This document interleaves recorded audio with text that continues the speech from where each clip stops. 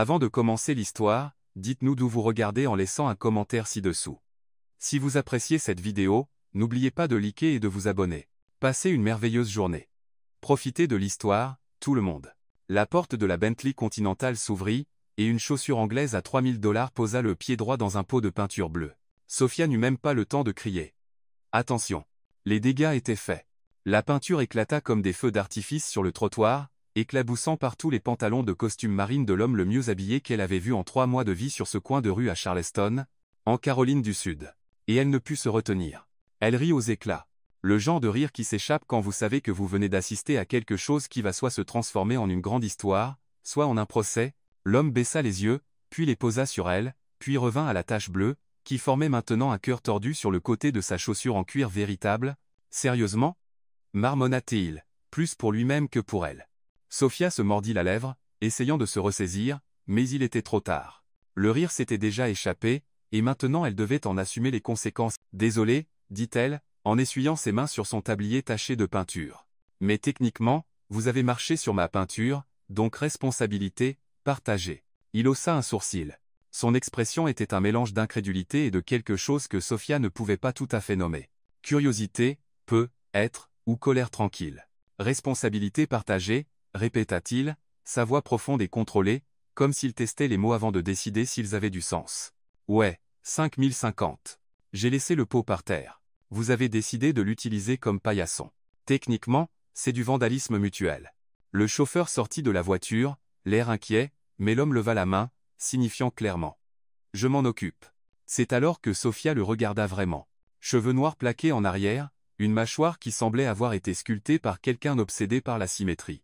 Des yeux de la couleur du café noir, vifs, stables, du genre qui vous font vous sentir vu et analysé en 3 secondes chrono. Il était beau, agacamment beau, et clairement habitué à obtenir ce qu'il voulait. Vous essayez de vendre ça? Demanda-t-il, en pointant du doigt le petit chariot de rue où Sophia exposait ses peintures contre un mur de briques. Il y en avait 6, toutes peintes à la main, toutes signées des initiales S. L. Dans le coin inférieur. Sophia croisa les bras. Ça dépend. Vous essayez d'en acheter une ou vous changez juste de sujet pour ne pas avoir à admettre que vous avez ruiné ma peinture? Il ne répondit pas. Il se contenta de s'approcher des peintures, ignorant la tache bleue qui s'étendait sur la jambe de son pantalon, puis il s'arrêta. Devant la seule peinture que Sophia n'avait jamais réussi à vendre, le domaine. C'était une grande toile peinte dans des tons de gris et d'or vieilli. Elle représentait une vieille maison de style colonial avec des fenêtres cintrées, une cour avant envahie de glycine, et une fontaine en pierre au centre. Il y avait quelque chose de mélancolique, comme si la maison attendait quelqu'un qui ne reviendrait jamais. Où avez-vous vu ça? Sa voix était différente maintenant. Plus basse. Plus personnelle. Pardon? Demanda Sophia. Ce domaine, où l'avez-vous vu? Elle hésita, non pas parce qu'elle ne savait pas, mais parce que personne n'avait jamais posé la question auparavant. La plupart des gens disaient juste quelque chose de générique comme c'est magnifique et s'en allaient. Dans ma tête, dit-elle avec un haussement d'épaule. Je peins ce que je vois dans les rêves ou les cauchemars. Je n'ai pas encore décidé lequel c'est pour celle-ci. Il la fixa longuement. Le genre de silence qui ralentit le temps. Sophia sentit quelque chose d'étrange dans son estomac. Pas la faim, pourtant. Elle n'avait rien mangé depuis le petit déjeuner. C'était autre chose. Reconnaissance? Peut-être? Combien? Demanda-t-il, brisant le moment. Combien? Quoi? La peinture? Sophia cligna des yeux, surprise. Vous êtes sérieux? Je ne dis jamais rien que je ne pense pas. Bien sûr que non, pensa-t-elle. Il était probablement né les bras croisés avec ce visage sérieux. 400 $, dit-elle, s'attendant à moitié à ce qu'il rit. Il ne rit pas. Il sortit simplement son portefeuille, compta les billets de 400 $ comme s'il s'agissait de coupons, et les lui tendit. Sophia fixa l'argent, méfiante. Vous n'avez même pas demandé si j'acceptais les cartes. Vous le faites? Non. Alors j'ai bien fait. Elle prit l'argent lentement, encore incertaine. Ok, maintenant je dois demander. Êtes-vous une sorte de philanthrope excentrique ou juste quelqu'un avec trop d'argent qui aime le dépenser pour des gens au hasard dans la rue? Il sourit presque. Presque. Ni l'un ni l'autre. Je reconnais simplement la valeur quand je la vois. Ah vraiment? Sophia inclina la tête, l'étudiant. Et qu'avez-vous vu exactement dans cette peinture? Mademoiselle Ellis. Nathaniel Ellis. Le nom frappa comme une bombe silencieuse. Sophia ne réagit pas. Du moins pas extérieurement, mais intérieurement quelque chose cliqua. Ellis. Elle avait déjà entendu ce nom. Laissez-moi deviner, dit-elle, en croisant à nouveau les bras. Vous possédez ce restaurant chic derrière moi, hein? La maison Azalée. Non, mais j'ai une réservation là, bas dans 10 minutes. Oh, je vois. Donc, vous avez acheté ma peinture comme un bon geste avant le dîner, comme pour soulager votre conscience. Il la regarda à nouveau avec ce regard perçant. Parlez-vous toujours comme ça ou seulement quand quelqu'un achète quelque chose chez vous? Ça dépend. Êtes-vous toujours aussi agaçant ou seulement quand vous achetez de l'art à des gens dans la rue? Cette fois, il sourit brièvement, mais c'était réel. Et Sophia détesta à quel point son sourire était aussi agacamment beau que le reste de sa personne. Avez-vous un nom? Demanda-t-elle. Sophia. Sophia Laurent. Sophia, répéta-t-il comme pour le mémoriser. Enchanté de vous rencontrer. Il prit la peinture, se tourna et marcha vers le restaurant, suivi du chauffeur qui portait la toile comme si c'était une relique sacrée. Sophia resta là sur le trottoir, $400 en main, et une sensation étrange dans la poitrine. Elle avait vendu des peintures auparavant, beaucoup, mais aucune n'avait jamais paru aussi bizarre ou aussi importante. Tandis que Nathaniel Ellis disparaissait à travers les portes vitrées de la maison Azalée, Sophia regarda son chariot vide, les pots de peinture éparpillés par terre, et la tache bleue encore luisante sur le trottoir sous le lampadaire. Puis, très doucement, elle murmura pour elle-même. Qu'est-ce qui vient de se passer, bon sang? Mais au fond d'elle, elle le savait déjà. Cet homme n'avait pas acheté la peinture par hasard. Il avait reconnu quelque chose dedans. Et pour la première fois en mois, Sophia ressentit quelque chose qu'elle n'avait pas ressenti depuis qu'elle avait tout perdu. L'espoir.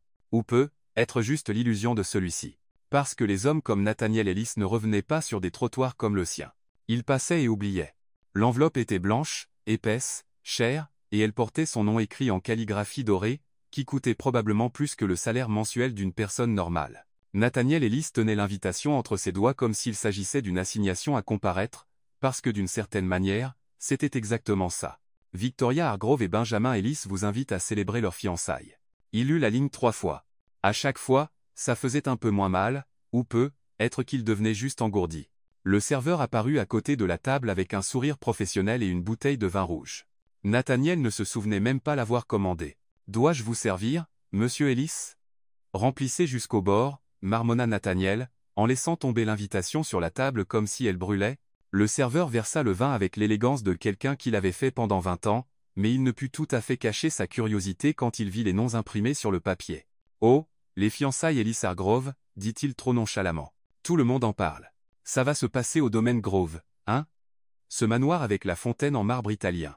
On dit qu'il y aura plus de 300 invités. » Nathaniel but une longue gorgée de vin. « Fascinante.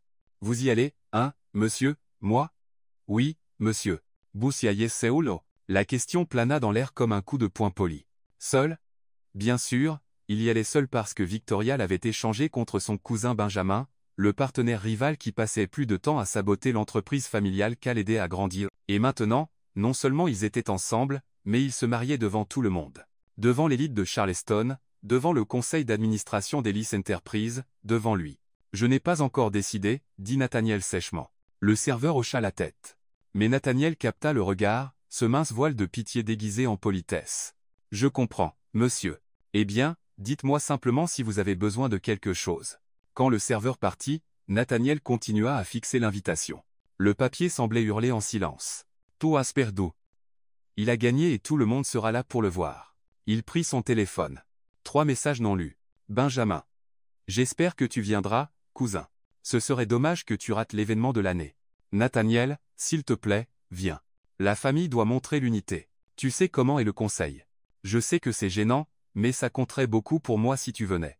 Après tout, on est toujours amis, hein, amis. » Il manqua de peu de jeter le téléphone contre le mur. Mais alors quelque part au fond de lui, une petite voix agaçante murmura, « Si tu ne te montres pas, il gagne. Si tu te montres seul, il gagne. Mais si tu te montres avec quelqu'un. » Nathaniel s'arrêta, regarda l'invitation, regarda le vin, et puis sans réfléchir, ce qui était inhabituel pour lui, il repoussa sa chaise et quitta le restaurant. Le trottoir était plus sombre maintenant. Les lampadaires clignotaient faiblement, et le vent frais d'octobre portait l'odeur de la pluie à venir. Sophia était encore là, en train de mettre les derniers pots de peinture dans une boîte en carton cabossé. Le chariot de fortune était déjà plié et elle portait un sweat à capuche surdimensionné avec un logo de groupe délavé que Nathaniel ne reconnut pas. Elle le vit avant qu'il ne dise quoi que ce soit. « Vous avez oublié quelque chose ?» demanda-t-elle, en continuant à organiser ses affaires. « Parce que si vous êtes là pour vous plaindre de la tache sur votre chaussure, je peux vous offrir une réduction sur votre prochain achat. J'ai une proposition pour vous. » Sophia s'arrêta, se tourna lentement, en haussant un sourcil. Ok, ça sonne extrêmement suspect, du genre ça va mal tourner niveau suspect. Nathaniel croisa les bras. Rien d'illégal. Oh, super début. Très rassurant. Il prit une profonde inspiration. C'était ridicule. Il le savait, c'était ridicule, mais l'image de Benjamin et Victoria souriant à l'hôtel pendant qu'il était assis seul au fond était pire que n'importe quel gêne temporaire.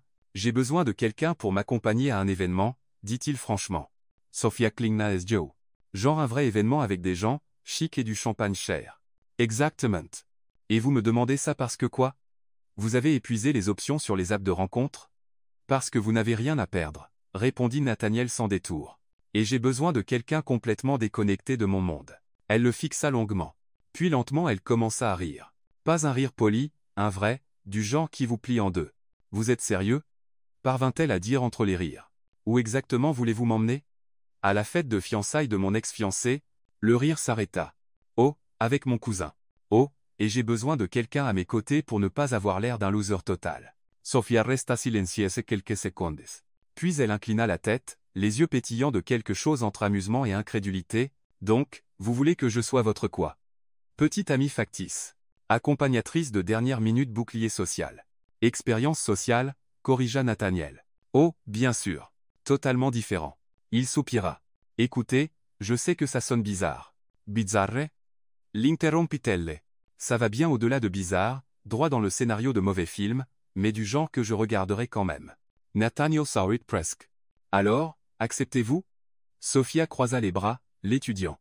Le vent ébouriffa ses cheveux noirs, et Nathaniel réalisa qu'elle était différente de toutes les personnes qu'il avait rencontrées, pas parce qu'elle était pauvre, pas parce qu'elle était artiste, mais parce qu'elle ne prétendait pas. Combien vous payez? Demanda-t-elle pratiquement. $100. La moitié maintenant, la moitié plus tard. Waouh. Ok. Et qu'est-ce que je dois porter? Chic homeless ou streetwear classique? Il ne put s'en empêcher. Il rit doucement mais sincèrement. Je m'occuperai de la tenue. Bien sûr que oui, marmonna Sophia, en levant les yeux au ciel. Et laissez-moi deviner, vous voudrez aussi m'apprendre à marcher, parler et respirer correctement, hein? Si nécessaire? Elle laissa échapper un long soupir dramatique. D'accord, je le fais, mais seulement parce que j'ai besoin de l'argent. Et honnêtement, j'ai hâte de voir quel genre de cirque vivent les riches. Nathaniel tendit. L'amen. Marché conclu.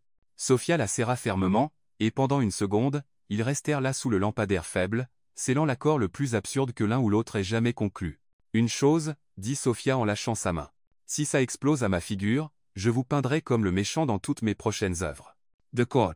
Elle sourit, un sourire tordu, audacieux. Et Nathaniel réalisa trop tard qu'il venait de prendre la pire ou la meilleure décision de sa vie. Parce que Sophia Loren n'était pas n'importe quelle compagne. C'était une bombe à retardement avec un pinceau. Sophia pensait que s'occuper de la tenue signifiait aller dans un magasin, choisir une robe, et c'était tout.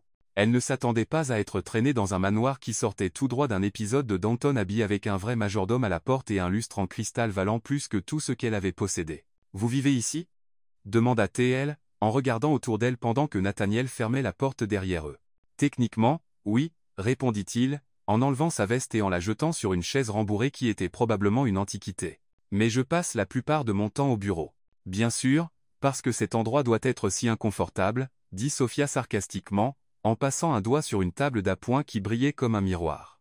Pauvre de vous. Il ignora le commentaire.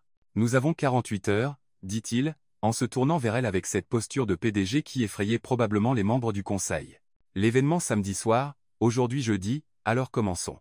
Sophia Klingnaesju. Commencez quoi exactement? Votre entraînement? Elle laissa échapper un rire incrédule. Mon entraînement, mec. Je ne suis pas un chien et vous n'êtes pas le chuchoteur au chien. Nathaniel croisa les bras. Savez-vous comment vous comporter à un gala de charité? Je sais me comporter n'importe où. Juste ne pas cracher par terre ou insulter quelqu'un, hein? Ce n'est pas exactement comme ça que ça fonctionne. Alors expliquez-moi, professeur. Il prit une profonde inspiration comme s'il se préparait à une bataille. D'abord, la posture. Vous devez vous tenir droite, épaules en arrière, menton légèrement relevé, comme si vous étiez à votre place. Sophia essaya. Elle redressa le dos, leva le menton et finit par ressembler à un flamant rose raide. Comme ça? Demanda-t-elle, en essayant de ne pas rire. Nathaniel ferma les yeux une seconde. Non, on dirait que vous avez avalé un cintre. Super retour. Très utile.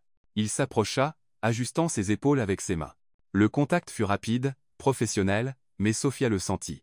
Détendez-vous, dit-il, sa voix plus basse maintenant. Vous n'avez pas à forcer. Faites juste confiance, elle le regarda. De près, ses yeux avaient de minuscules éclats dorés qu'elle n'avait pas remarqués auparavant. Confiance, répéta-t-elle, sa voix plus rauque qu'elle ne l'avait prévu. Genre, confiance que vous ne me laisserez pas me ridiculiser. Exactement. Pendant un moment, aucun des deux ne bougea. Puis Sophia recula, brisant le moment. D'accord, quelle est la prochaine leçon? La leçon d'étiquette eut lieu dans la salle à manger. Nathaniel disposa des verres en cristal, des couverts en argent et des assiettes en porcelaine sur la table comme s'il construisait un champ de mine. Fourchette à salade, fourchette à entrée, fourchette à plat principal, expliqua-t-il, en pointant chacune. Couteau à beurre, couteau à steak, cuillère à dessert. Sophia leva la main. Question, allez-y. Pourquoi diable quelqu'un a-t-il besoin de 3 fourchettes? La nourriture ne va-t-elle pas dans la bouche de la même façon avec n'importe laquelle? Nathaniel soupira. C'est une question d'étiquette, de tradition, de respect. C'est une question de rendre la vie plus compliquée sans raison, corrigea Sophia, en attrapant la fourchette à salade et en prétendant que c'était un microphone. Attention, mesdames et messieurs. Et aujourd'hui nous utiliserons la fourchette numéro 3 parce que nous sommes chics. Il sourit presque. Presque. Vous devez prendre ça au sérieux. Je le prends au sérieux. Sérieusement ridicule. Nathaniel se pencha par-dessus la table, ses yeux fixés sur les siens. Sophia, ces gens vous jugeront pour tout. La façon dont vous tenez un verre, dont vous coupez votre steak. Si vous faites un faux pas, ils vous déchireront. Son ton changea, et Sophia réalisa que ce n'était pas juste une question de manière, c'était une question de survie. Ok, dit-elle plus sérieusement maintenant. Ya comprends. Apprenez-moi. J'essaierai de le prendre au sérieux cette fois. Il hocha la tête.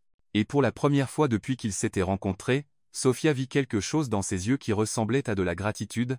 La leçon de danse fut là où les choses déraillèrent. Nathaniel mit de la musique classique, quelque chose d'instrumental, élégant, du genre qui joue au mariage des riches. Valse basique, dit-il, en tendant la main. Je mène, vous suivez. Sophia regarda sa main comme si c'était un piège. Jene sais pas valser. C'est pour ça qu'on s'entraîne. Elle soupira et plaça sa main dans la sienne. Son autre main se posa sur sa taille, ferme mais respectueuse. Soudain, l'espace entre eux sembla trop petit. Yasan. Il compta, la guidant sur le sol. Sophia marcha sur son pied. Oups. Ce n'est rien. Réessayez. Elle marcha sur lui à nouveau, cette fois exprès. Sophia, désolé. Juste un bug système. Redémarrage. Il arrêta de danser et la fixa. Vous le faites exprès. Peut être, dit-elle avec un sourire. Ou peut être que je suis juste nul à ça. Vous n'êtes pas nul. Vous n'essayez juste pas. Et pourquoi je devrais? Rétorqua Sophia, sa voix plus tranchante qu'elle ne l'avait prévu prétendre être quelqu'un d'autre. Pour rentrer dans le moule de votre ex. Nathaniel se tut, et Sophia réalisa trop tard qu'elle avait touché la cible. Chaque petite chose que vous m'apprenez, continua-t-elle plus doucement maintenant. Chaque fait ça, chaque ne fait pas ça. C'est à propos d'elle. Hein? À propos de ce qu'elle aurait fait, de qui elle était. Il lâcha sa taille. Ce n'est pas ça. Alors c'est quoi? C'est ne pas les laisser gagner, dit Nathaniel tendu. Leur montrer que je n'ai pas besoin d'eux, que je peux avancer. Sophia regarda dans ses yeux, et pour la première fois, elle vit quelque chose au-delà du PDG composé, elle vit de la douleur. D'accord, dit-elle doucement. J'essaierai. Pour de vrai cette fois, hocha-t-il. Et quand ils recommencèrent à danser, Sophia ne marcha plus sur son pied. Cette fois, elle le laissa mener. Et quand la musique s'arrêta, aucun des deux ne lâcha tout de suite parce que quelque chose avait changé, et ils le savaient tous les deux. Cette nuit-là, pendant que Sophia dormait dans la chambre d'amis, Nathaniel resta éveillé dans la bibliothèque, fixant la photo encadrée sur son bureau. Victoria souriante, cheveux blonds parfaits, robe blanche impeccable. Il mit la photo dans le tiroir et pour la première fois en mois, il ne ressentit rien en le faisant. Le lendemain matin, une énorme boîte arriva au manoir. Sophia descendit les escaliers en sweat à capuche, cheveux en désordre, et trouva Nathaniel debout à côté de la boîte comme si elle allait exploser. « C'est quoi ça » demanda-t-elle. Il la regarda, puis ouvrit lentement le couvercle. À l'intérieur, enveloppée dans du papier de soie blanc, se trouvait la plus belle robe que Sophia ait jamais vue. Et attachée à elle, une note. « Portez ça et ne soyez pas vous-même. » Sophia lut la note 3 fois, puis aussi doucement que possible la froissa et la jeta à la poubelle. « Ne soyez pas vous-même, marmonna-t-elle, en sortant la robe de la boîte. Qui a écrit ça? La belle-mère de Cendrillon. Nathaniel apparut dans l'encadrement de la porte déjà vêtu d'un smoking noir parfait, cheveux plaqués en arrière et cette posture qui criait réunion du conseil, pas fête de fiançailles. Ce n'était pas mon idée, dit-il un peu trop vite. Oh non, alors de qui? De ma mère. Sofia s'effigea. Le regarda, puis la robe, puis lui à nouveau. Votre mère m'a envoyé une note me disant de ne pas être moi-même. Elle voulait dire, soyez la meilleure version de vous-même. Ce n'est pas ce qu'elle a écrit. Je sais. Sofia soupira, tint la robe contre son corps et se tourna vers le miroir. Elle était magnifique, simple, pourtant élégante. Une robe vert émeraude jusqu'aux chevilles avec un décolleté modeste et des manches courtes. Rien de clinquant, rien qui criait « Regardez-moi ». Exactement le genre de choses que quelqu'un porterait pour se fondre dans la masse. Je la porterai, dit Sofia fermement. Mais pas à cause de la note. Et pas parce que votre mère l'a dit, Nathaniel attendit. Je la porterai parce qu'honnêtement, elle est magnifique et je mérite de porter quelque chose de beau au moins une fois dans ma vie. Il sourit. Vraiment sourit cette fois. Vous le méritez. La limousine glissa dans les rues de Charleston comme un navire silencieux fendant des eaux calmes. Sofia était assise à côté de Nathaniel, ses mains moites autour de la petite pochette empruntée qui coûtait probablement plus que son rein. Ses cheveux étaient attachés en un chignon bas, pas sophistiqué mais soigné. Et autour de son cou, la seule chose qui était vraiment à elle, un pendentif en verre vert qui avait appartenu à sa grand-mère. Il n'était pas cher. Il n'était pas vraiment ancien, mais il scintillait sous la lumière comme s'il gardait des secrets. « Vous allez bien ?» demanda Nathaniel, brisant le silence. Sofia les regarda. Définissez bien. Nerveuse. Terrifiée. Soupa. Moi aussi. Elle laissa échapper un petit rire. Vraiment? Le grand Nathaniel Ellis. Effrayé? Je n'ai pas dit effrayé. J'ai dit terrifié. C'est différent. Comment ça? Effrayé, c'est quand vous pensez que quelque chose de mauvais pourrait arriver. Terrifié, c'est quand vous êtes sûr que ça arrivera. Sofia se tourna vers lui. Alors pourquoi faites-vous ça? Il resta silencieux un moment, fixant la fenêtre. Parce que abandonner serait pire, et puis la limousine s'arrêta. Le manoir Grove était tout ce que Sofia avait imaginé qu'un manoir de film serait, seulement plus grand et plus intimidant. Des colonnes blanches brillaient sous des projecteurs parfaitement placés. Une grande fontaine projetait de l'eau comme une sculpture vivante. Et à l'entrée, un tapis rouge menait à des portes vitrées où des dizaines de personnes habillées comme la royauté entraient en souriant et riant, se saluant comme des stars de cinéma. Sofia déglutit difficilement. « Il y a encore temps de faire demi-tour » murmura-t-elle. « Il n'y en a pas » dit Nathaniel, en ouvrant la porte. La lumière de la nuit inonda la voiture. Puis il lui tendit la main. Sofia la regarda, puis lui, puis le hall illuminé au-delà. Elle prit une profonde inspiration. « D'accord, finissons-en. » Elle plaça sa main dans la sienne et sortit de la limousine, et les murmures commencèrent. Pas fort, pas immédiat, mais indéniable. Les têtes se tournèrent, les yeux allèrent de ses chaussures à son visage. Les lèvres se transformèrent en sourires polis qui cachaient des chuchotements. Qui est-elle? Jamais vue avant. Elle n'est pas sur la liste, si? Sofia sentit chaque mot comme des épingles invisibles. Puis Nathaniel serra sa main une seule fois, vite et rassurant, et elle se rappela, je suis à ma place partout où je décide d'être. Donc, avec la posture qui lui avait apprise, elle leva le menton et marcha. La salle de bal était immense. Des lustres en cristal pendaient du plafond comme des constellations figées dans le temps. Des tables rondes couvertes de lin blanc entouraient une piste de danse centrale. Et au fond, sur une scène décorée de fleurs blanches et dorées, un panneau géant montrait Victoria et Benjamin souriant comme s'ils venaient de gagner à la loterie. Sofia résista à l'envie de lever les yeux au ciel. « Ils ont l'air heureux », dit-elle sèchement. « Ils le sont », répondit Nathaniel, la voix tendue.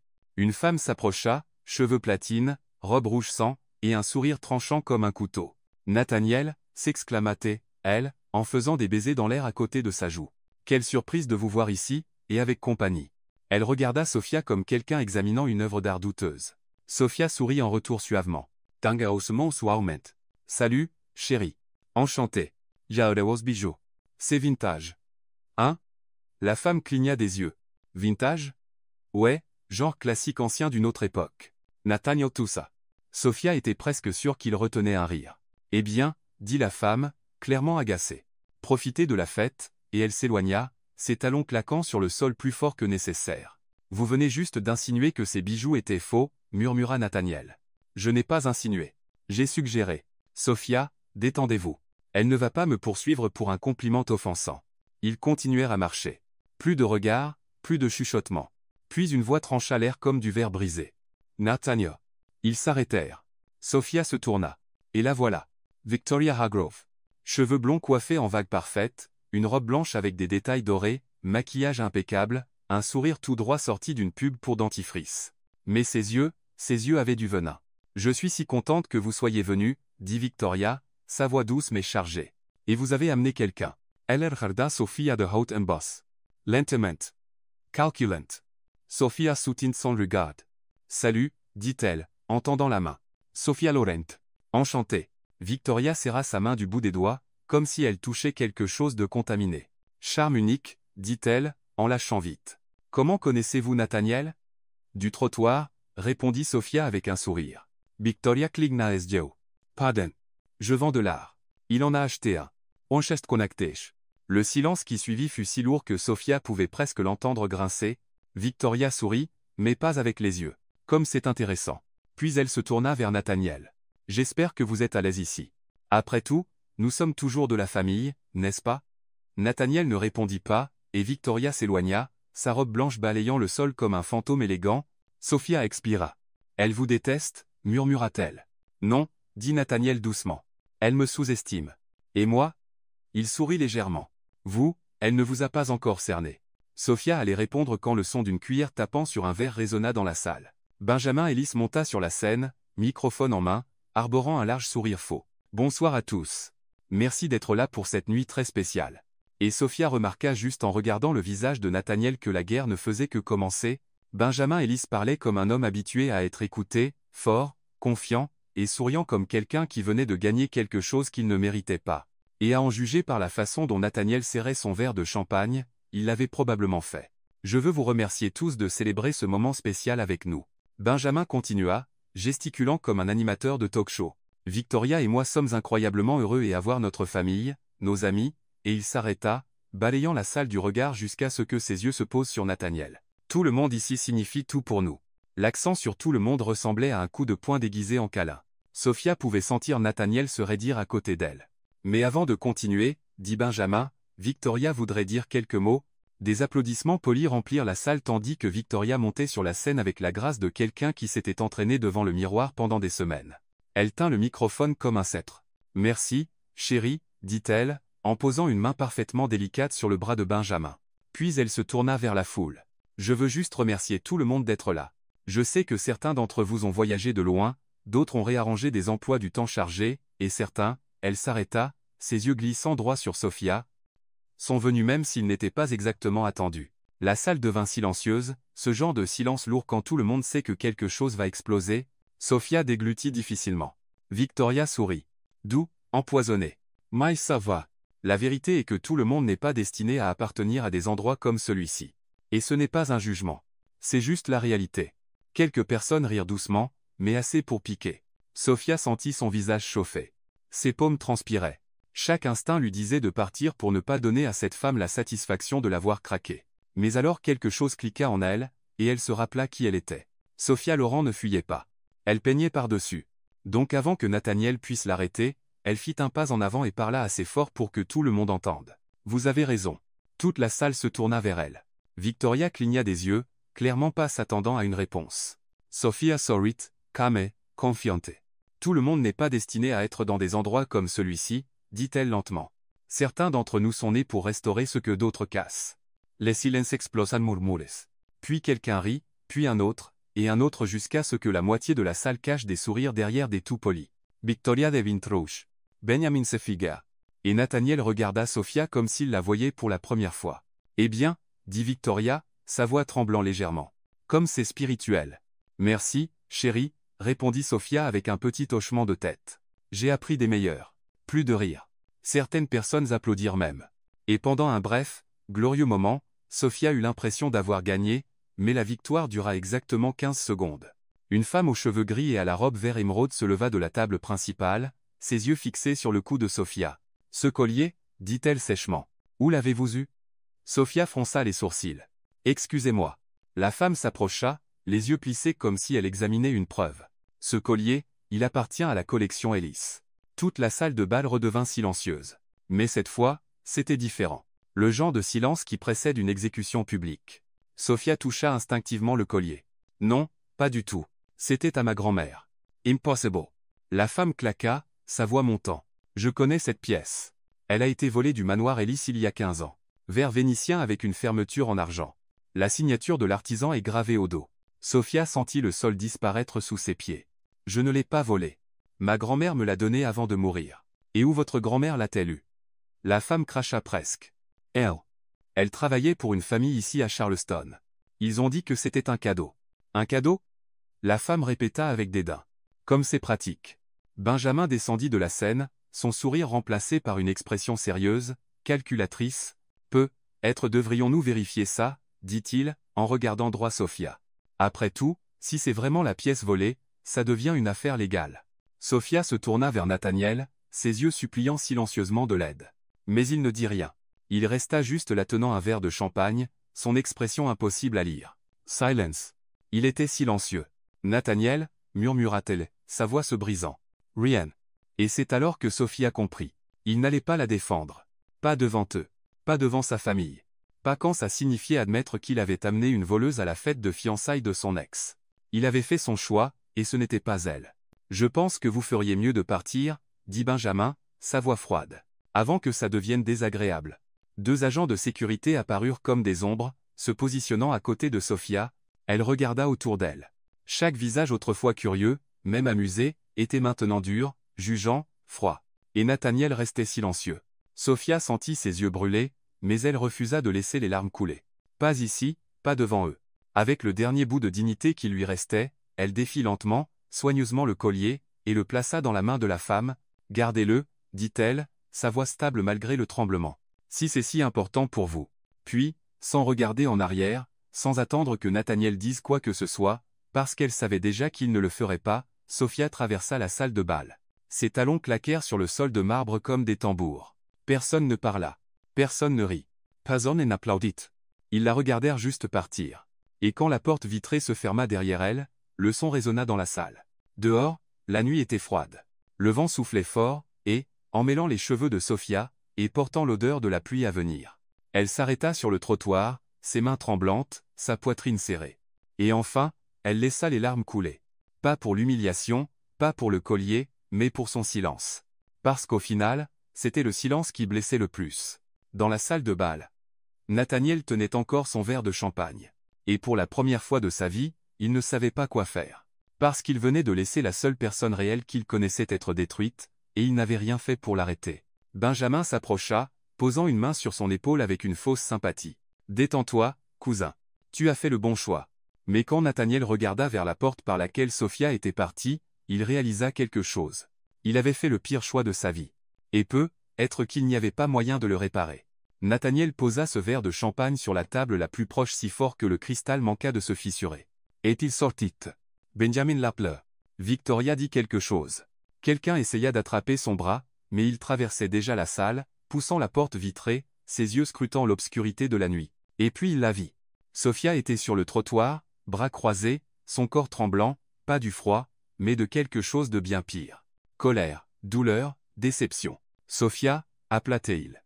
Sa voix plus rauque qu'il ne l'avait prévu. Elle ne se tourna pas. Non. Laissez-moi expliquer. Non, répéta-t-elle plus fort cette fois. Vous avez eu votre chance là, dedans, et vous avez choisi de rester silencieux.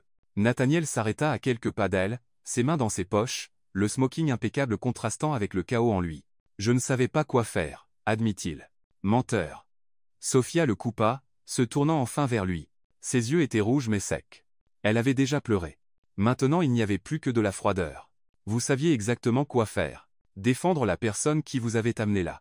Mais vous ne l'avez pas fait parce que ça allait vous coûter quelque chose. Et le grand Nathaniel Ellis ne perd jamais rien, hein? Ce n'est pas comme ça. Alors comment c'est? Il ouvrit la bouche, la ferma, essaya à nouveau. Rien n'est sorti. Sophia rit. Un rire court sans humour qui blessait plus que n'importe quel cri. Ouais, exactement. La limousine s'arrêta à l'entrée. Le chauffeur sortit vite et ouvrit la porte arrière. Je vous ramène chez vous, dit Nathaniel. Je n'ai pas de chez moi, répondit Sophia, sa voix basse mais stable. J'ai une chambre louée qui sent le moisi dans une ruelle où je gardais mes peintures. Et maintenant, grâce à vous, je n'ai même plus la dignité d'y retourner sans me sentir honteuse. Elle monta dans la voiture, pas parce qu'elle le voulait, mais parce qu'elle n'avait nulle part ailleurs où aller. Nathaniel monta de l'autre côté. La porte se ferma, et le silence dans cet espace confiné était assourdissant. La voiture démarra. Les lumières du manoir Grove s'estompèrent derrière eux avec la musique, les rires, et tout ce à quoi Sophia avait essayé de prétendre appartenir. « Je suis désolé, dit enfin Nathaniel. « Pourquoi » demanda Sophia, en regardant par la fenêtre. « Pour m'avoir utilisé? Pour m'avoir humilié?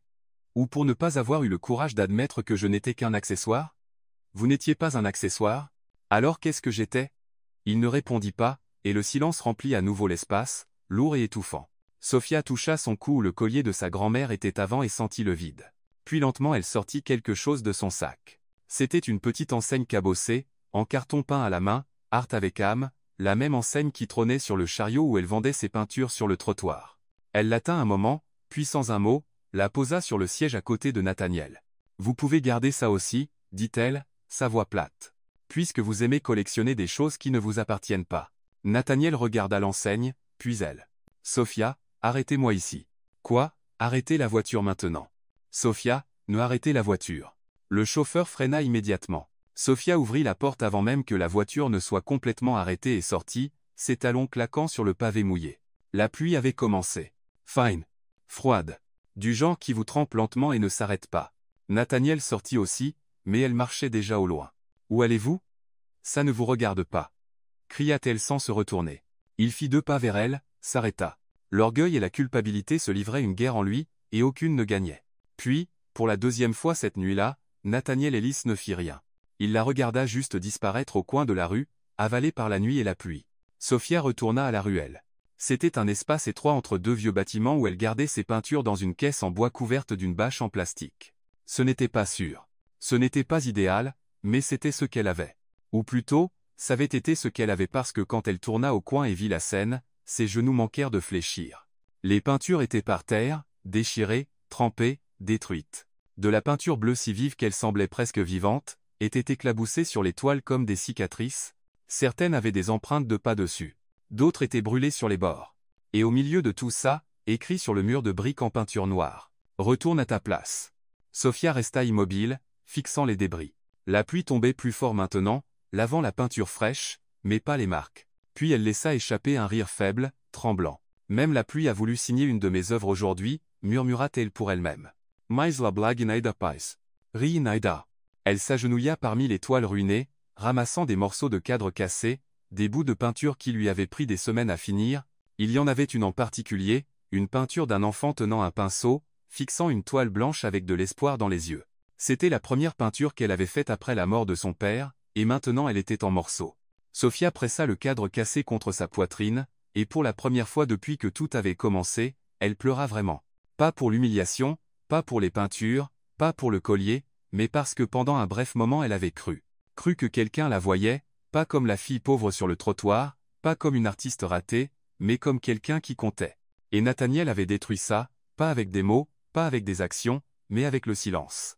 De l'autre côté de la rue, dans la limousine garée, Nathaniel regardait.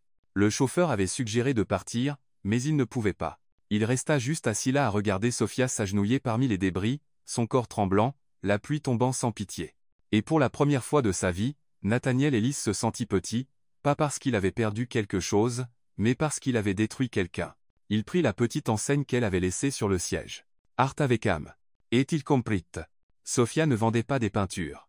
Elle vendait des morceaux d'elle-même. Et il les avait achetés, utilisés, et jetés. « Monsieur, dit doucement le chauffeur, que voudriez-vous faire » Nathaniel ne répondit pas. Il continua juste à fixer par la fenêtre. Et quand Sophia se leva enfin, tenant les morceaux qu'elle avait réussi à sauver et disparus dans la nuit, il réalisa quelque chose. Il ne savait plus qui était le méchant de cette histoire. Mais il avait un fort soupçon.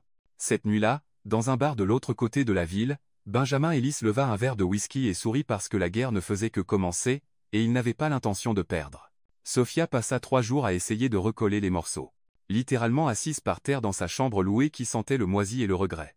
Elle utilisa du ruban adhésif, de la colle blanche, et même du chewing-gum mâché pour essayer de réparer ce qui restait des peintures. Ça ne marcha pas parce que l'art détruit ne revient pas. Il devient juste autre chose comme elle. Le 4e jour, elle retourna à la ruelle, pas parce qu'elle le voulait, mais parce qu'elle avait oublié une dernière boîte de peinture cachée derrière le conteneur à ordures, le seul endroit que les vandales n'avaient pas trouvé. Et c'est là qu'il apparut. L'homme était mince, portant une chemise à carreaux froissés, un gant délavé, et un appareil photo pendu autour de son cou comme s'il en faisait partie. Il prenait des photos des débris. Sophia s'arrêta, stupéfaite. « Excusez-moi, vous prenez des photos de mon désastre personnel ?» L'homme se tourna, surpris, manquant de faire tomber son appareil. « Oh, salut, désolé, je ne savais pas que quelqu'un était là. Je suis du Charleston Cultural Tribune. Je m'appelle Ethan. Ethan Harper. » Il tendit la main, souriant comme s'il venait de trouver de l'or dans un tas d'ordures. Sophia Nella Serra passe. Et qu'est-ce que vous faites exactement ici, Ethan Harper? Oh, j'écris sur le vandalisme artistique dans la ville. Genre, qui le fait, pourquoi, et ce que ça dit de nous en tant que société, c'est profond. Vraiment profond. C'est intrusif. Ça aussi, convint-il, toujours souriant. Mais regardez. Il pointa une toile déchirée par terre. C'est de l'art en train d'être détruit. C'est méta. C'est tragique. C'est beau. Sophia croisa les bras. C'est ma vie en train d'être détruite. Ethan se figea, et puis lentement ça le frappa. Attendez, attendez, attendez, attendez. Quoi? Il tourna le cadre, lui montrant. Dans le coin, presque effacé, était une signature gravée dans le bois. H. Laurent. Sophia sentit son estomac chuter. C'est le nom de votre père, hein? Demanda Ethan, ses yeux brillants de cette curiosité agaçante de reporter. C'était, dit Sophia doucement. Il est mort il y a 5 ans. Ethan resta silencieux un moment, puis soigneusement il demanda. Henry Laurent. Sophia leva les yeux surprise. Comment savez-vous?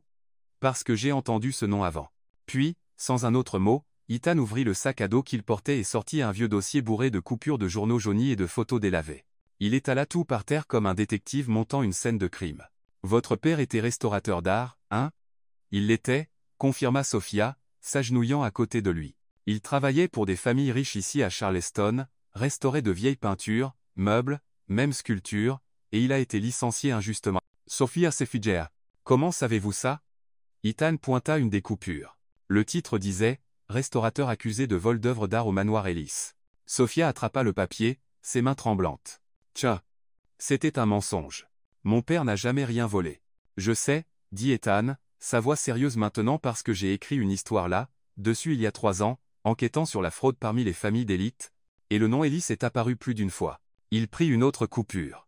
Celle-ci montrait une photo de Benjamin Ellis à un gala de charité, souriant à côté d'une vieille peinture. Benjamin Ellis a une histoire de, disons, acquisition d'art de façon douteuse. Il accuse quelqu'un de vol. La personne est licenciée et puis comme par magie, la pièce apparaît dans sa collection privée. Sophia sentit la colère monter en elle comme de la lave. Vous dites qu'il a piégé mon père? Je ne le dis pas juste, répondit Ethan. Je peux le prouver. Legaldescha. Il lui montra un document, un contrat signé par Benjamin Ellis et un expert en art nommé Robert Hall, le même homme qui avait vérifié le vol à l'époque, et dans le coin, une note manuscrite. Laurent ne doit pas savoir. Clôturer l'affaire avant l'inventaire. Sophia le lut, puis le relut, et soudain tout avait du sens. Benjamin n'avait pas juste détruit la carrière de son père. Il avait volé de lui et l'avait piégé pour ça. Mon père est mort en pensant qu'il était un voleur, murmura Sophia, sa voix se brisant. Il est mort honteux. Coupable. Ethan posa doucement une main sur son épaule. Je suis désolé, Sophia prit une profonde inspiration. Les larmes brûlaient derrière ses yeux, mais elle ne les laissa pas couler. Pas encore. Super, dit-elle, en laissant échapper un rire amer. Donc maintenant je suis célèbre par accident et pour vandalisme artistique. Ethan lui donna un sourire tordu. Quelque chose comme ça. Sophia regarda les coupures, les documents, le nom de son père gravé sur le cadre, et quelque chose en elle bougea. Ce n'était plus à propos d'elle. Ce n'était plus à propos de Nathaniel. Ce n'était même plus à propos du collier. C'était à propos de justice. Ethan, dit-elle, en se tournant vers lui avec une détermination qu'elle n'avait pas ressentie depuis des années. Pouvez-vous m'aider? Ça dépend, répondit-il, en rangeant les papiers. Aider à quoi? Détruire Benjamin Ellis. Ethan cligna des yeux, puis sourit. Maintenant vous parlez ma langue. Il tendit la main. Sophia la serra. Et tandis qu'il sortait de la ruelle, laissant les débris derrière, une chose était claire, Sophia Laurent n'était plus la fille sur le trottoir qui essayait juste de survivre. C'était une femme en mission. Et Benjamin Ellis n'avait aucune idée de ce qui l'attendait. Cette même nuit, dans un manoir de l'autre côté de la ville, Nathaniel déverrouilla un tiroir dans son bureau. À l'intérieur il y avait un dossier étiqueté Henry Laurent.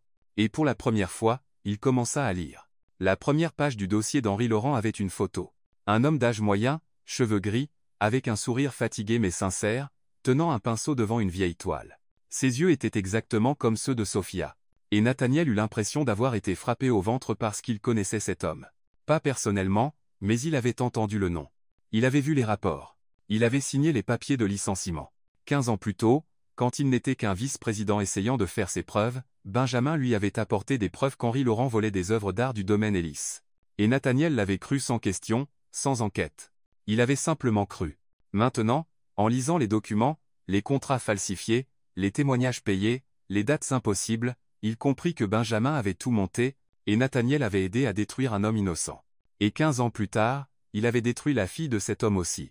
Il conduisit à l'adresse que le chauffeur avait notée, l'endroit où vivait Sofia. C'était un bâtiment de 3 étages avec de la peinture écaillée et un escalier en métal rouillé qui grinçait à chaque pas. Nathaniel monta à l'appartement 2B et frappa à la porte. Ryan. Il frappa à nouveau. Silence. Elle est partie, dit une voix derrière lui. Nathaniel se tourna. Une femme plus âgée se tenait dans l'encadrement de la porte voisine, portant une robe fleurie et tenant un chat orange qui semblait le juger. « Mademoiselle Laurent » demanda Nathaniel. « Jescha. Elle est partie tôt hier, a pris une valise, et n'est jamais revenue. Savez-vous où elle est allée » La femme l'étudia de la tête aux pieds. « Vous êtes l'homme à la voiture chic » Nathaniel hésita. « Je le suis alors. »« Non, je ne sais pas. Et si je savais, je ne vous le dirais pas. » Il claqua la porte a Onès. Il vérifia la ruelle. Vide. Il essaya la maison Azalée, le restaurant où ils s'étaient rencontrés. Ryan. Il appela le seul numéro qu'il avait pour elle. Déconnecté. Sofia était partie, et Nathaniel réalisa trop tard qu'Ta ne fuyait pas de lui. Elle se protégeait. Quand il retourna à la ruelle pour la 3e fois, il le trouva. Accroché à un clou dans le mur de briques, se balançant légèrement dans la brise, était un morceau de papier plié. Il le prit, l'ouvrit. Il reconnut l'écriture instantanément. Ces lettres tordues mais expressives qui signaient ses peintures. Ne gardez pas ce que vous ne comprenez pas. Ni les gens, ni l'art.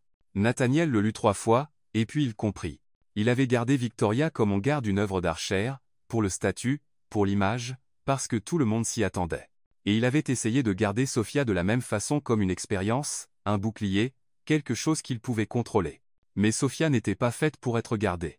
Elle était faite pour être vue, admirée, respectée, et il avait échoué à tout ça. Quand il revint au manoir, il était presque minuit. La maison était silencieuse, vide, froide. Il entra dans le bureau, jeta ses clés sur le bureau, et c'est alors qu'il le vit. Le collier en verre vert que Sofia avait laissé dans la voiture. Il était là sur le bureau en acajou poli, brillant doucement sous la lampe, et à côté, la petite étiquette froissée, Art avec âme. Nathaniel s'assit lourdement dans son fauteuil. Il prit le collier, sentant son poids dans sa main. Et pour la première fois en année, il ne savait pas quoi faire. « Monsieur » vint une voix de la porte. C'était Thomas, le majordome, qui travaillait dans la maison depuis 20 ans et avait vu Nathaniel grandir. « Qu'y a-t-il, Thomas » ? « Je voulais juste demander si vous aviez besoin de quelque chose. Du thé, du café, être du whisky pour noyer vos chagrins. » Nathaniel sourit presque. « Non merci. » Thomas hocha la tête, mais avant de partir, il s'arrêta et dit doucement. « On dirait que le maître a été restauré à l'intérieur, mais qu'il a encore besoin d'une couche de vernis. » Nathaniel leva les yeux surpris. « Quoi ?» Thomas donna un faible sourire. « C'est quelque chose que mademoiselle Sophia dirait, j'imagine. Elle avait une façon avec les mots. » A corrigia Nathaniel. « Elle a une façon avec les mots. Bien sûr, monsieur, mon erreur. » Et il partit, fermant la porte derrière lui, laissant Nathaniel seul avec les fantômes de sa propre conscience. Il était 2 heures du matin quand Benjamin apparut. Il ne frappa pas.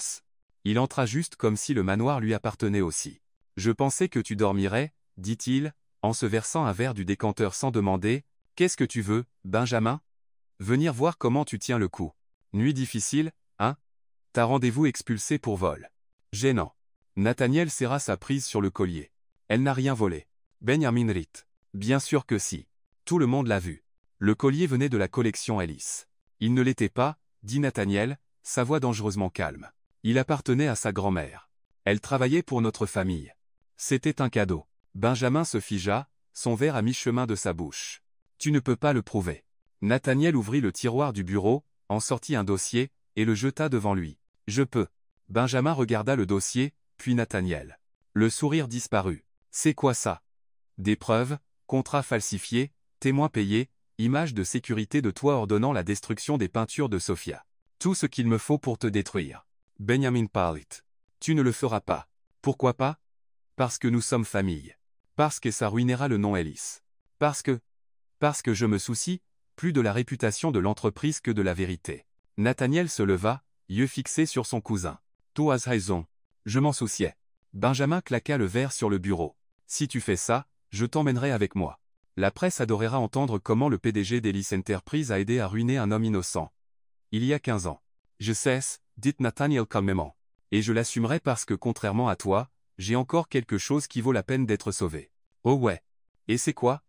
Mon humanité. Le silence qui suivit fut lourd, épais. Benjamin prit le dossier, le regarda, et lentement sourit. Tu fais ça pour elle, hein? La femme mendiante. Nathaniel ne répondit pas. Benjamin rit bas, et cruel. Comme c'est pathétique. Sors de ma maison, Benjamin. Avec plaisir. Il marcha jusqu'à la porte, s'arrêta, se tourna. Mais juste pour que tu saches, elle est partie, hein? Donc, même si tu blanchis son nom, même si tu me détruis, elle ne reviendra pas parce qu'au final, tu as choisi le mauvais camp, et il partit, claquant la porte. Nathaniel resta dans le bureau. La maison semblait plus grande que jamais, plus vide, plus froide. Il regarda autour, les meubles chers, les vieilles peintures, les tapis persans, tout impeccable, tout parfait, tout creux. Et il réalisa que Sophia avait raison. Il ne comprenait rien. Ni l'art, ni les gens, ni lui-même. Mais être qu'il était encore temps d'apprendre. Le lendemain matin, une enveloppe fut livrée au Charleston Cultural Tribune. À l'intérieur il y avait des documents, photos, contrats, et une lettre signée par Nathaniel Ellis. Ethan Harper l'ouvrit, la lut, et sourit. Sophia, appela-t-il, vous devez voir ça. Sophia regarda les papiers étalés sur le bureau d'Ethan comme s'ils étaient des pièces d'une scène de crime, parce que techniquement ils l'étaient. Contrat falsifié, email supprimé mais récupéré, transfert bancaire suspect, et une lettre signée par Nathaniel Ellis confessant tout. Il m'a envoyé ça, dit Ethan, en poussant les papiers vers elle. Tout ce qu'il nous faut pour prouver que votre père était innocent. Que Benjamin l'a piégé. Sophia prit la lettre, la lisant lentement, et elle sentit quelque chose d'étrange dans sa poitrine. Pas du soulagement, pas de la gratitude, de la confusion. Pourquoi a-t-il fait ça? Demanda-t-elle doucement. Ethan haussa les épaules. Culpabilité, rédemption, amour non retourné? Sophia lui lança un regard. Ce n'est pas de l'amour. Bien sûr que non, convint Ethan, souriant. Mais ça ferait un super titre. Elle leva les yeux au ciel et continua à lire les documents. Et c'est alors qu'elle le vit. Nathaniel n'avait pas juste envoyé des preuves. Il avait envoyé un plan. Et ce plan impliquait une vente aux enchères de charité au manoir Grove, le même endroit où elle avait été humiliée. Il est fou, murmura-t-elle. Être, dit Ethan. Mais c'est le genre de fou qui vend des journaux. Pendant que Sophia traitait tout dans la salle de rédaction de l'autre côté de la ville, Nathaniel était dans le sous-sol d'Ellis Enterprise en train de faire quelque chose qu'il n'avait jamais imaginé faire. Pénétrer par effraction dans ses propres archives. Techniquement, ce n'était pas une effraction. Il était le PDG. Il avait accès à tout. Mais y aller à 3 heures du matin avec une lampe torche et une clé maîtresse volée dans le coffre de la secrétaire, sentait définitivement le crime. C'est ridicule, marmonna-t-il pour lui-même. En ouvrant le 3e tiroir d'un classeur poussiéreux que probablement personne n'avait ouvert depuis 2010, il cherchait une chose spécifique. Les registres d'inventaire originaux du manoir Ellis d'il y a 15 ans. Parce que si Benjamin avait piégé Henri Laurent, la preuve serait là, cachée, mais là. Nathaniel chercha pendant 2 heures. Il trouva de vieux contrats, factures de restauration, reçus d'enchères, et puis au fond du dernier tiroir, sous une pile de documents jaunis, il le trouva, un dossier avec l'étiquette déchirée, mais on pouvait encore lire inventaire 2010 œuvres restaurées. Il l'ouvrit et se figea parce que là en noir et blanc était la liste complète des œuvres qu'Henri Laurent avait restaurées, et à côté de chacune la signature de l'expert responsable. Robert Hall, le même homme qui avait confirmé le vol. Et en bas, écrit à la main dans une écriture que Nathaniel connaissait bien, clôturé avant que Laurent ne remarque le détournement, Benjamin Ellis. Nathaniel sentit la colère monter comme du feu parce que ce n'était pas juste un stratagème. C'était prémédité, planifié, cruel, et il était tombé dedans comme un idiot. Il prit des photos de tout avec son téléphone, glissa le dossier sous son bras, et quitta le sous-sol comme un voleur dans sa propre entreprise, mais quand il atteignit l'ascenseur, il réalisa qu'il y avait un problème. Il n'était pas seul. La réunion du conseil le lendemain matin fut, pour le moins, tendue. Benjamin était là, souriant comme toujours, assis au bout de la table comme s'il possédait l'endroit. Victoria était là aussi, en tant que consultante externe invitée par son cousin, ce qui était ridicule, mais personne n'avait le cran de le questionner. Et Nathaniel était au milieu avec une clé USB dans sa poche et de la sueur coulant sur son front.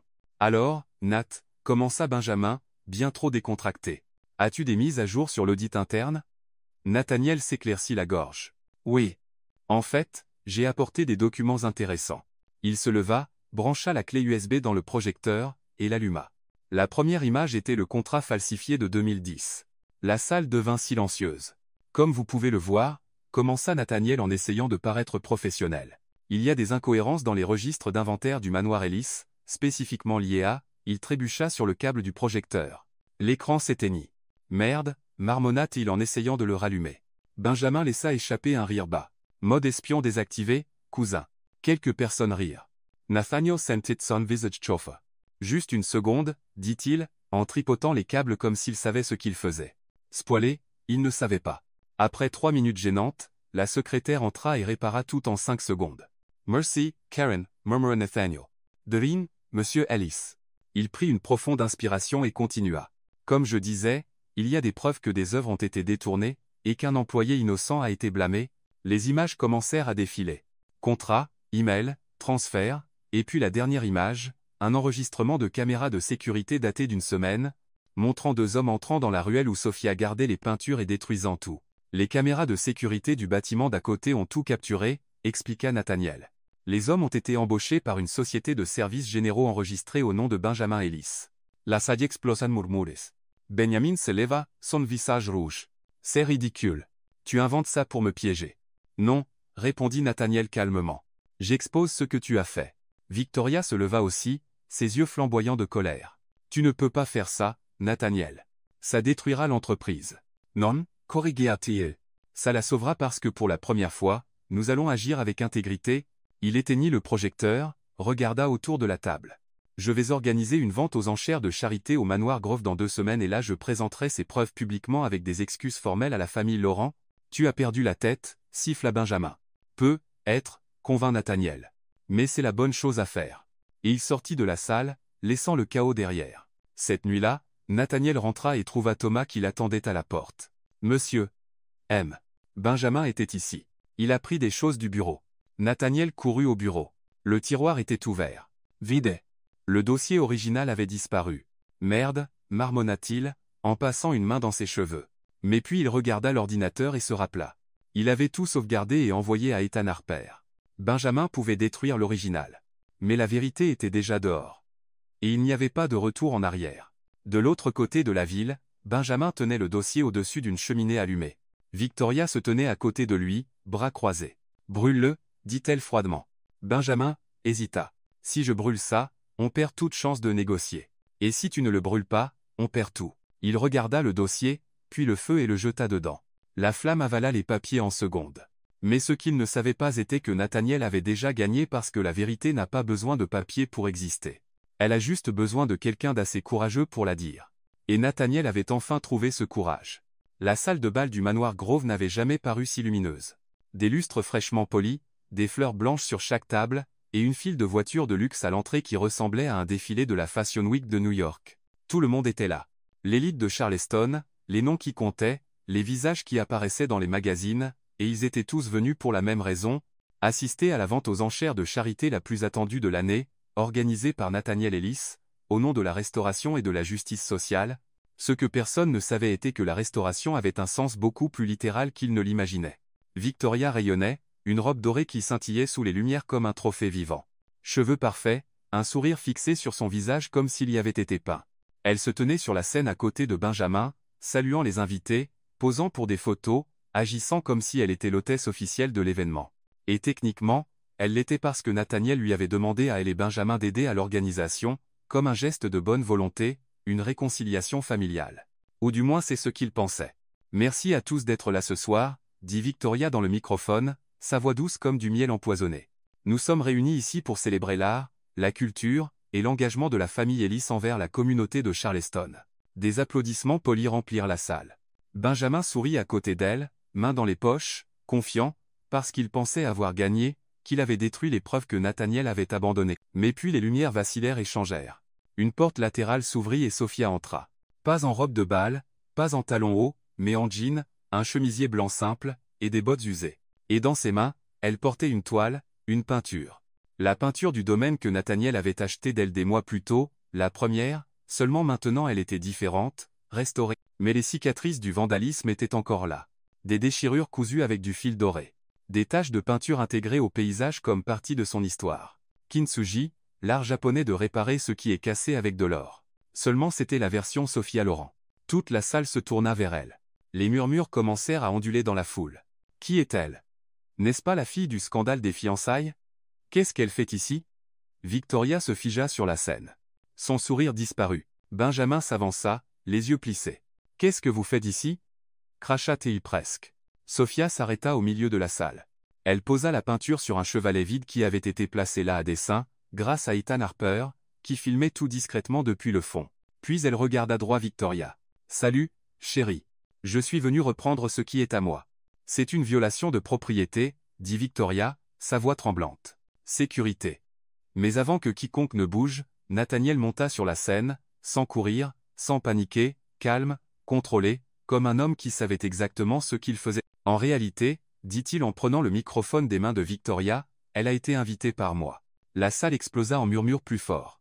Benjamin s'avança. « Qu'est-ce que tu fais, Nathaniel ?»« Ce que j'aurais dû faire il y a 15 ans, » répondit-il en fixant son cousin. « La bonne chose. » Puis, d'un geste, les lumières de la salle de bal s'éteignirent et le projecteur s'alluma. La première image était un contrat falsifié de 2010, avec la signature contrefaite de Benjamin Ellis à côté du nom d'Henri Laurent. « Voici le contrat utilisé pour accuser Henri Laurent de vol, » expliqua Nathaniel, sa voix résonnant dans la salle. Un homme innocent, un restaurateur brillant détruit par un mensonge. Diapositive suivante. Transfert bancaire de Benjamin Ellis à Robert Hale, l'expert qui avait confirmé le vol, et voici la preuve que tout a été acheté, planifié, exécuté. Plus de diapositives, emails supprimés, notes manuscrites, images de sécurité montrant des hommes détruisant les peintures de Sophia dans la ruelle. Chaque image frappait comme une bombe et la salle de bal était en choc absolu. Benjamin essaya d'éteindre le projecteur. Nathaniel bloquea son camin. Deigoja. Siffla Benjamin. Non. Victoria descendit de la scène en essayant de s'éclipser, mais Ethan apparut à la porte en continuant de filmer. « Je n'ai rien fait » cria-t-elle désespérée. C'était tout Benjamin. Je ne savais rien de tout ça. C'est un mensonge, dit Sophia, sa voix calme et tranchante. Vous saviez. Vous avez toujours su. Et vous avez choisi son camp parce que c'était pratique. Victoria la foudroya du regard avec une haine pure. Vous n'êtes qu'une attention. Sophia Coupansuriant. Vos mots sont enregistrés et vous n'avez déjà pas une super journée, chérie. Quelqu'un au fond rit, puis un autre et un autre. Et Victoria réalisa trop tard qu'elle avait perdu. On dirait que les rôles sont inversés, hein? Dit Sophia en inclinant la tête. Et la salle explosa. La moitié applaudit. L'autre moitié resta bouche bée. Mais tout le monde comprit une chose. La vérité avait gagné. 2 agents de sécurité, vrais cette fois, pas ceux que Benjamin avait achetés, entrèrent dans la salle avec 2 détectives de la police de Charleston. Benjamin Ellis. L'un d'eux appela en montrant un badge. Benjamin Retzula. Vous ne pouvez pas m'arrêter. Vous n'avez rien qui tiendra au tribunal. En réalité, dit le détective en brandissant un mandat. Nous avons assez de preuves pour fraude, falsification de documents, et destruction de propriété privée, donc oui, nous le pouvons. Et tandis qu'ils emmenaient Benjamin menotté, il cria à Victoria, « Sortez-moi de là. Payez ma caution. » Mais Victoria était déjà partie, filant par la porte de derrière, parce qu'au final, elle choisissait toujours elle-même. Quand la salle commença enfin à se vider, Sophia se tint devant la peinture restaurée. Nathaniel s'approcha lentement. « Vous êtes venu » dit-il doucement. « Ethan m'a convaincu » répondit-elle, toujours en regardant la peinture. « Il a dit que je devais voir ça, que vous aviez fait quelque chose d'inattendu. Et qu'en avez-vous pensé » Sophia le regarda enfin. « Je pense que vous avez pris trop de temps, mais au moins vous l'avez fait. » Il sourit, triste, mais plein d'espoir. « Je suis désolé pour tout. Je sais, et je me demandais si vous me donneriez une chance de réparer ça pour de vrai cette fois. » Sophia le regarda longuement, puis lentement elle pointa la peinture. « Vous voyez ces cicatrices » demanda-t-elle. « Elles ne disparaissent pas, mais maintenant elles font partie de l'œuvre. Et d'une certaine façon, elles la rendent plus belle. » Nathaniel comprit. « Alors, pouvons-nous réessayer » Sophia ne répondit pas tout de suite. Mais puis, à sa surprise, elle tendit la main. « Nous le pouvons, mais cette fois, pas de mensonge, pas de jeu, pas de silence. » Il prit sa main. « Pass the silence. » Et pour la première fois en semaine, ils sourirent tous les deux. Pour de vrai. Dehors, Victoria monta dans un taxi et appela un numéro inconnu. « J'ai besoin de quitter la ville maintenant. » Et elle disparut dans la nuit. Mais ce qu'elle ne savait pas était que l'histoire ne faisait que commencer parce que Nathaniel avait encore une surprise. Et cette fois Sophia allait adorer. Nathaniel Ellis avait affronté des conseils d'actionnaires, des négociations hostiles, même un procès fédéral. Mais il n'avait jamais été nerveux devant la porte d'un café de quartier. Jusqu'à maintenant. Il regarda à travers la vitre embuée. À l'intérieur, assise à une table d'angle, Sophia esquissait quelque chose sur une serviette en papier, ses cheveux étaient attachés en une queue de cheval désordonnée. Son chemisier avait des taches de peinture et elle mâchait le bout de son stylo comme si elle résolvait un problème de maths impossible. Et Nathaniel réalisa à cet instant précis qu'il était complètement amoureux, ce qui était un problème parce qu'il n'avait absolument aucune idée de ce qu'il devait faire à ce sujet. Alors, Il prit une profonde inspiration, ajusta le paquet sous son bras, et entra. La cloche au-dessus de la porte sonna. Sophia leva les yeux et se figea. « Salut » dit Nathaniel en s'arrêtant à quelques pas de la table. « Salut » répondit-elle lentement comme si elle testait le mot. « Puis-je m'asseoir » Sophia le regarda, puis la chaise vide, puis lui à nouveau. « Ça dépend. Êtes-vous venu vous excuser encore, ou y a-t-il quelque chose de nouveau dans le scénario » Nathaniel sourit presque. « Quelque chose de nouveau ? Ok, alors asseyez-vous. » Il s'assit et posa le paquet sur la table. Sophia le regarda avec suspicion. « Si c'est une robe chère et une note disant « Soyez quelqu'un d'autre », je vous jette du café chaud à la figure. »« Ce n'est pas, » assura Nathaniel. « Ouvrez-les. » Elle hésita, puis lentement déballa le papier brun. À l'intérieur il y avait un set de pinceaux, neufs, de haute qualité, du genre que les vrais artistes utilisent, pas ceux des magasins de bricolage. Et à côté, un cadre en bois simple, vide. Sophia le prit, le tourna, et vit quelque chose gravé au dos. Pour Sophia, qui restaure ce que d'autres cassent. « Oh !» Ella resta silencieuse un long moment. « Vous avez gravé ça » demanda-t-elle, sa voix plus douce qu'elle ne l'avait prévu. « J'ai essayé. C'est un peu tordu. C'est parfait. » Nathaniel sourit, un petit sourire sincère. « J'allais vous apporter des fleurs, dit-il. Mais puis j'ai pensé, les fleurs meurent, et vous méritez quelque chose qui dure. » Sophia tint le cadre comme s'il s'agissait de la chose la plus précieuse au monde. « Pourquoi faites-vous ça » demanda-t-elle en le regardant dans les yeux. « Parce que vous avez restauré plus qu'une peinture, dit Nathaniel, sa voix stable mais douce. Vous avez restauré ce qui restait de moi. » Sophia cligna les yeux. Une fois. 2 fois. Puis, à sa surprise, elle commença à rire. Pas un rire moqueur, mais un nerveux. Du genre qui s'échappe quand on ne sait pas si on doit pleurer ou embrasser quelqu'un. « Waouh » dit-elle en s'essuyant les yeux. « Vous venez juste d'utiliser une métaphore de restauration dans des excuses. C'est ridiculement ringard, je sais, et j'ai un peu adoré. » Nathaniel se détendit. Pour la première fois depuis qu'il était entré, il se sentit comme s'il avait être une chance. « Alors, pouvons-nous essayer pour de vrai cette fois » Sophia ouvrit la bouche pour répondre et fut interrompue par une voix bien trop joyeuse pour 8 heures du matin. « Bonjour, tourtereau. » Ils se tournèrent tous les deux. Le serveur, un homme d'une 50aine d'années avec une moustache grise et un tablier taché de café, se tenait à côté de la table avec un sourire bien trop large. « Vous voulez du café, des toasts, ou on passe directement à la fin heureuse » Sophia manqua de cracher son café. « Pardon. Quoi » demanda-t-elle en essayant de ne pas rire. « Oh, détendez-vous, chérie, » dit le serveur en faisant un clin d'œil. « J'ai travaillé ici 20 ans. Je reconnais une excuse romantique quand j'en vois une. Alors, dites-moi, table pour 2 ou fin heureuse » Nathaniel devint rouge. Sophia éclata de rire. Et le serveur resta là à attendre une réponse comme s'il animait un jeu télévisé. 2 cafés. Nathaniel parvint à dire en essayant de reprendre contenance. Et être des toasts. Être. Le serveur répéta de façon dramatique. Fils, vous avez besoin de plus de confiance. Elle rit déjà. Vous avez gagné. Il s'éloigna en sifflotant une mélodie romantique des années 80. Sophia s'essuya les larmes de rire. J'adore cet endroit. Nathaniel soupira, mais il souriait. Allez-vous toujours me gêner ? Probablement, dit-elle en prenant un des nouveaux pinceaux et en le faisant tourner entre ses doigts. Mais seulement parce que vous le méritez. Il ne discuta pas. Puis le silence revint, mais il était différent maintenant. Pas le silence lourd du passé, le genre confortable. Celui qui existe entre des gens qui se comprennent vraiment. Jusqu'à ce que Sophia le brise. J'ai peur. Admit-elle doucement. Nathaniel fronça les sourcils. De quoi ? De croire à nouveau. De faire confiance. Elle s'arrêta, cherchant les mots. D'aimer, parce que l'amour est plus effrayant que la solitude. Il resta silencieux, laissant les mots s'installer. Pourquoi ? Demanda-t-il doucement. Parce que je connais la solitude. Je sais comment y survivre. Mais l'amour ? Sophia regarda le cadre vide. L'amour est risqué. C'est donner des morceaux de soi à quelqu'un et espérer qu'il ne les casse pas. Nathaniel tendit lentement la main sur la table en lui laissant le temps de décider. Et si je promets de ne pas les casser ? Vous ne pouvez pas promettre ça, dit Sophia, mais posa quand même sa main sur la sienne. Personne ne peut. On blesse toujours les gens qu'on aime, même sans le vouloir. Puis on apprend à restaurer. Nathaniel répondit en tenant sa main avec des cicatrices dorées et tout. Kintsugi Humane. Exactement. Elle regarda sa main sur la sienne, sentant la chaleur, la stabilité, la promesse tranquille. Puis lentement elle hocha la tête. D'accord, essayons. Mais lentement, sans pression, sans grandes attentes. Sans grandes attentes, répéta-t-il. Juste du café du matin. Le café du matin semble bien. Le serveur revint avec leur café et une tranche de toast que personne n'avait commandé, mais qui venait avec un petit cœur dessiné en confiture sur l'assiette. Offert par la maison, dit-il en faisant encore un clin d'œil. Sophia leva les yeux au ciel mais souriait. Et tandis que les deux partageaient le toast et parlaient de tout et de rien, de l'art, des plans futurs, de comment Nathaniel avait brûlé sa première tentative de dorure du cadre, une chose devint claire, ils n'étaient pas prêts.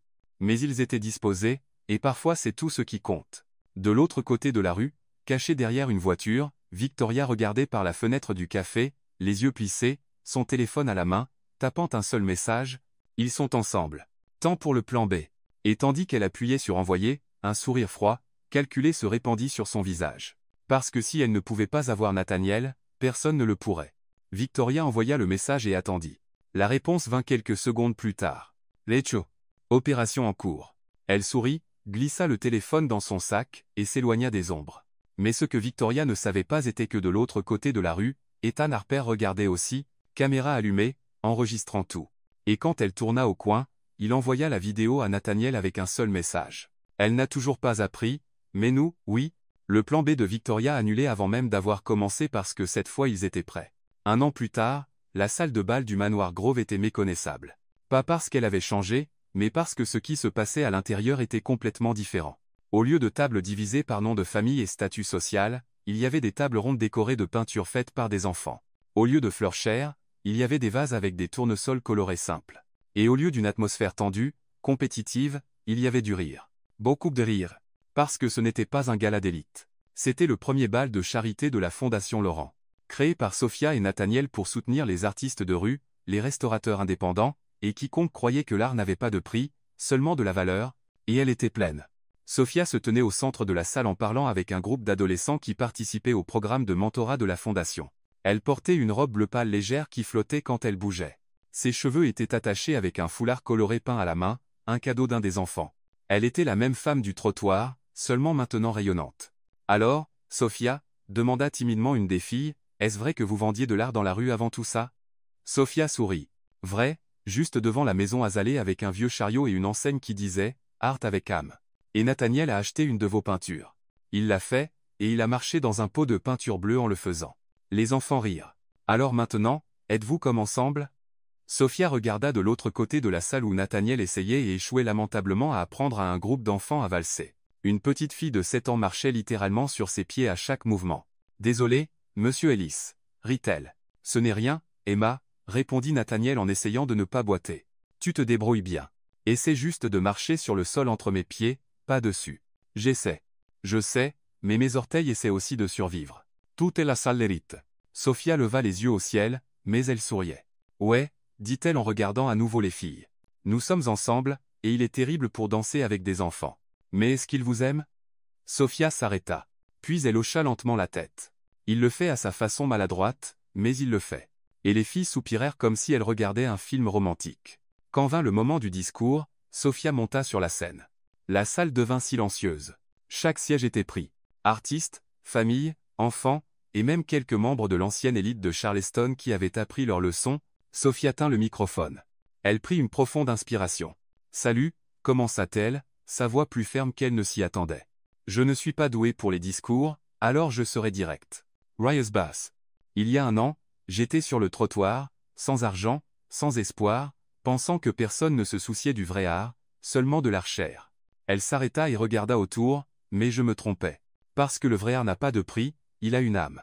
Et vous, pointa, elle le public. Vous l'avez prouvé. Chacun de vous qui est venu ce soir, qui a donné, qui a cru, vous avez prouvé que l'élégance ce n'est pas combien vous dépensez. Sophia leva le menton, ses yeux brillants. L'élégance c'est le respect, pas le prix. La salle explose en applaudissements. Les gens se levèrent. Certains pleurèrent, d'autres sourirent, et au fond, les enfants de la fondation commencèrent à imiter la danse que Nathaniel et Sophia avaient pratiquée, marchant exprès sur les pieds des autres et riant aux éclats, et Sophia réalisa que c'était le plus beau moment de sa vie. Pas parce qu'il était parfait, mais parce qu'il était réel. Ce fut au milieu de la fête qu'elle apparut. Victoria, mais ce n'était pas la Victoria d'avant. Pas de robe dorée, pas de maquillage impeccable, juste une robe beige simple et cheveux tirés en une queue de cheval basique. Elle se tenait à l'entrée, hésitante, comme si elle ne savait pas si elle devait entrer. Sophia la vit en premier et se figea. Nathaniel apparut à ses côtés, suivant son regard. « Voulez-vous que je lui demande de partir » demanda-t-il doucement. Sophia resta silencieuse un moment, puis lentement secoua la tête. Non, laisses la rester. Elle les traversa la salle vers Victoria. Les deux se tinrent face à face, ne disant rien pendant un long moment jusqu'à ce que Victoria parle, sa voix se brisant. Je suis désolé. Sofia ne répondit pas tout de suite. Elle la regarda juste. Êtes-vous désolé, ou avez-vous juste pitié de vous-même? Victoria baissa les yeux. Les deux probablement. Au moins vous êtes honnête. J'ai tout perdu, continua Victoria. Les fiançailles, ma réputation. Benjamin est en prison, et je n'ai personne. Sofia croisa les bras. Et vous pensez que je vais vous serrer dans mes bras et dire que c'est ok? Non, répondit Victoria en levant enfin les yeux. Je voulais juste que vous sachiez que je comprends maintenant ce que vous avez ressenti, ce que vous avez traversé. Sofia resta silencieuse. Puis, surprenamment, elle tendit la main. Vous pouvez rester, mais si vous essayez quoi que ce soit, je vous peindrai comme la méchante dans toutes mes prochaines toiles. Victoria sourit presque. D'accord. Et elle serra la main. Ce n'était pas du pardon. Pas encore, mais c'était un début. À la fin de la nuit, quand la plupart des gens étaient déjà partis, Sofia se tint devant une peinture exposée sur le mur principal. C'était l'œuvre de son père. Restaurée, complète. Et en dessous, une petite plaque dorée disait « Henri Laurent, restaurateur, artiste, père ». Maintenant c'est vraiment complet. Nathaniel apparut à ses côtés, silencieux. Il serait fier, dit-il doucement. Sofia essuya une larme qui avait glissé sur sa joue. L'art trouve toujours son chemin vers ceux qui n'ont jamais abandonné, murmura-t-elle en touchant le cadre. Puis en se tournant vers Nathaniel, elle sourit. Merci d'avoir cru, d'avoir restauré, pour tout. Il prit sa main. Merci de m'avoir appris que certaines choses valent plus que l'argent. Comme quoi? Comme vous? Sofia leva les yeux au ciel, Mary. Vous êtes toujours ringard et vous êtes toujours parfaite. Ils restèrent là côte à côte devant la peinture, entourés d'œuvres d'art créées par des enfants qui avaient maintenant de l'espoir. Et ils réalisèrent que c'était le vrai chef-d'œuvre. Pas la peinture, pas la salle, pas l'argent, mais le genre d'amour qui restaure, qui guérit, qui transforme les cicatrices en or. Dehors sous le ciel étoilé de Charleston, Thomas le majordome regarda par la fenêtre et sourit. On dirait que le patron a enfin appris sa leçon, murmura-t-il pour lui-même. Puis il ferma la porte, les laissant seuls parce que certaines histoires n'ont pas besoin de témoins, seulement de fins heureuses. Mais en coulisses, Ethan Harper tapait déjà son prochain article, de sans-abri à humanitaire, la vraie histoire de Sofia Loren. Et quelque chose lui disait que cette histoire ne faisait que commencer. Et c'est ainsi que se termine l'histoire de Sofia et Nathaniel. La femme du trottoir qui a restauré non seulement des peintures mais des cœurs brisés.